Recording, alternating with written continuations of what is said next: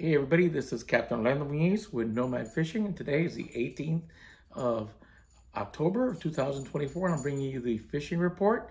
Right now we're experiencing high winds.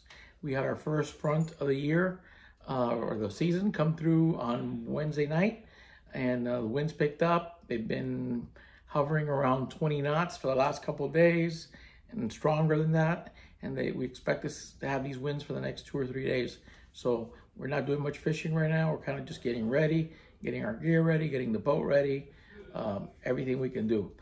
Before the front came in, the fishing was pretty good. There were some mahis around.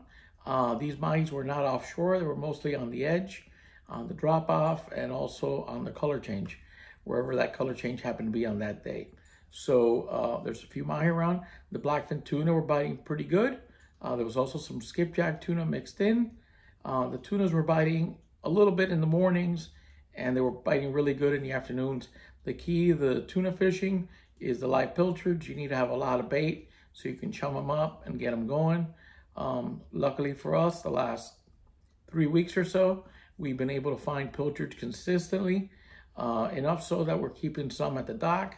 So even if we can't find any, we already have some as a backup. So the pilchards have been really good. We've been throwing the net 2-3 times and loading up our boat to capacity, and that is key, not just for the tunas, but it's also good if you want to fish for kingfish, mackerel. If you want to do some inshore fishing, nothing sparks a bite like, a lot of live chumming. So that's been real good too. What else? Like I said, there's been some kingfish around.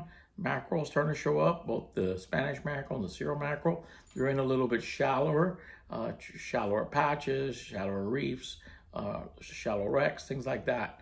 Around piers, beaches, those are the places you're gonna find your mackerel.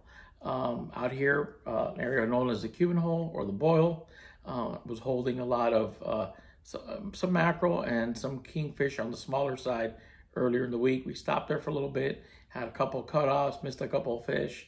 We didn't spend a lot of time there, but they were chewing. And like I said, the tunas were biting real good. They're not huge. Most of the tunas are averaging between 5, and I'd say the largest is about in the teens, 15, 18 pounds. That would be a large fish right now. These are not the 25, 30-pound fish you see in the spring.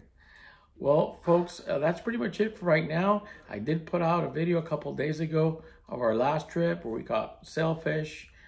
Speaking of sailfish, they're starting to show up as well.